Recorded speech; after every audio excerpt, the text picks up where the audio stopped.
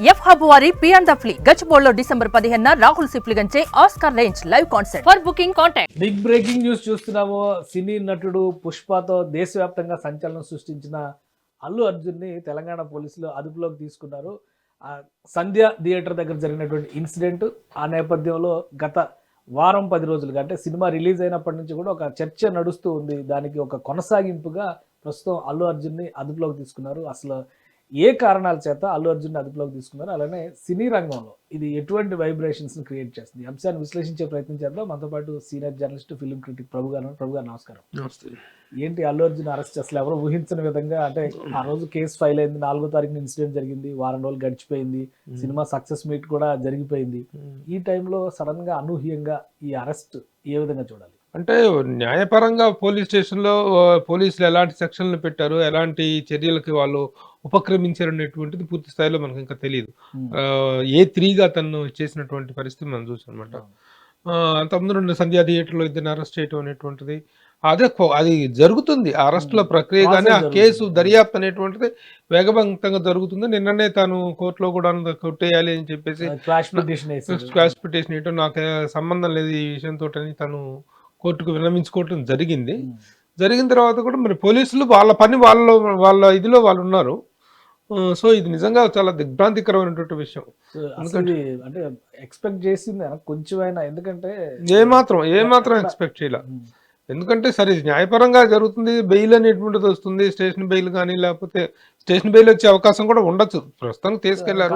ఇప్పుడు ఇందులో పెట్టినటువంటి సెక్షన్స్ చూస్తే 105 కింద BNS 105 కింద పెట్టారు, 1180(8)(1) పెట్టారు, రెడ్ విత్ 3/5 BNS సెక్షన్. అది 105 సెక్షన్ కింద పెట్టింది నాన్ బెయిలబుల్ కేసు అవుతుందని చెప్పారు అంటారు. నాన్ బెయిలబుల్ అంటే ఇక ఆయనకి బెయిల్ రానట్టు, అంటే ఉండాల్సిందేనా, అరెస్ట్ అవ్వాల్సిందేనా సంకేతాలు ఉన్నాయి.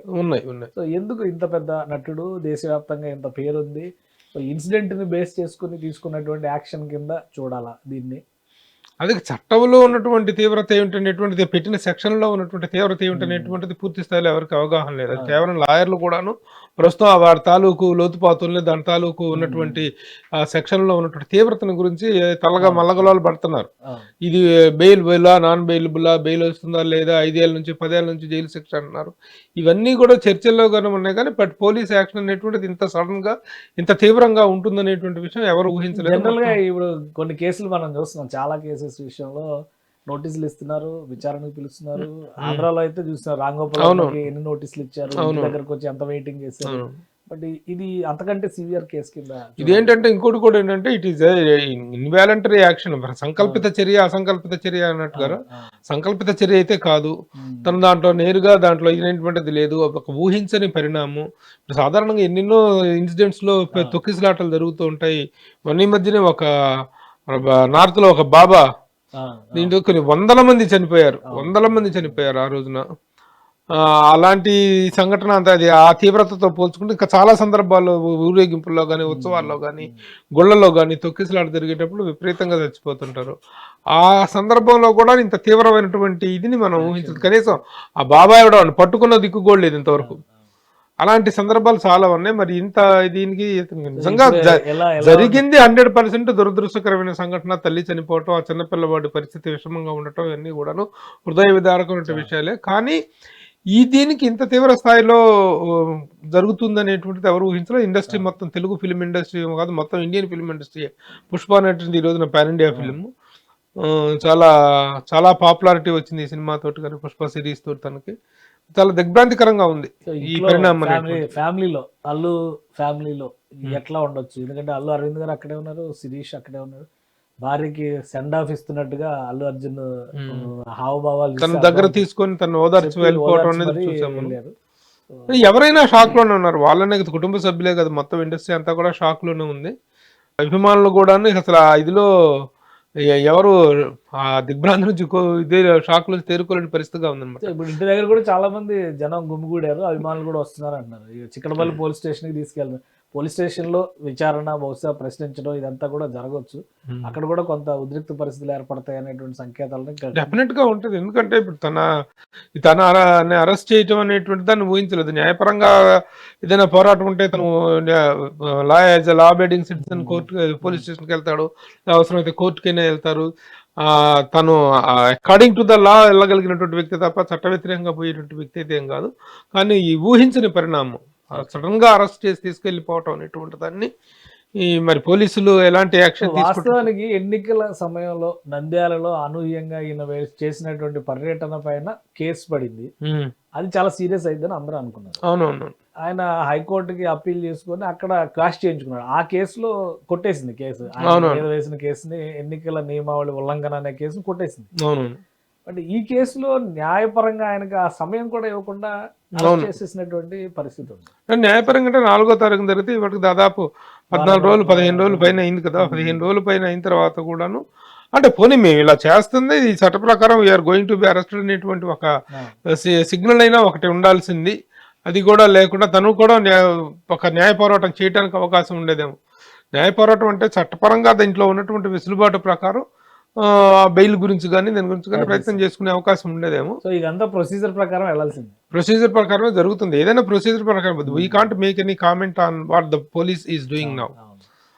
పోలీసు చర్య మీద మనం ఎలాంటి comment, but is very unfortunate thing. ఇక ముందు కూడాను ఎవరైనా సెలబ్రిటీస్ థియేటర్స్కి పబ్లిక్ షోస్కి వెళ్లే ముందు ప్రాపర్ సెక్యూరిటీ తోటి ప్రాపర్, ఎందుకంటే ఆ మేనియా ఆ రోజున పుష్ప మేనియా మామూలుగా లేదు. ఆ రోజున అలాంటి ఒక మేనియా తోటి ఉన్నటువంటి విపరీతమైనటువంటి పబ్లిక్లో చాలా తక్కువగా కనిపించే స్టార్ అతను.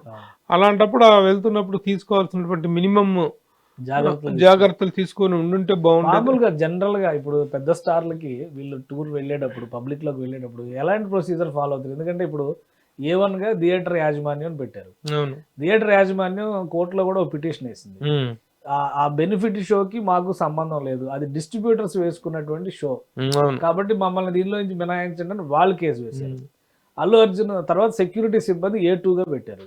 సెక్యూరిటీ సిబ్బంది అంటే అల్లు అర్జున్ థియేటర్ సెక్యూరిటీ సిబ్బంది. ఇప్పుడు అల్లు అర్జున్ A4 గా ఉన్నారు, A3 గా ఉన్నారు. సో ఇప్పుడు ఈయన కూడా కోర్టులో పిటిషన్ వేశారు, బట్ అది కూడా ఇంకా హీరింగ్ లోనే ఉంది. ఈలోగా ఈ యాక్షన్ స్టార్ట్ అయిపోయింది. అసలు జనరల్ గా స్టార్లు బయటకు వెళ్ళేటప్పుడు తీసుకోవాల్సిన జాగ్రత్తలు ఏంటి? వీళ్ళు మినిమం ఆ జాగ్రత్త కూడా తీసుకోకుండా పబ్లిక్ లోకి వచ్చేసారా?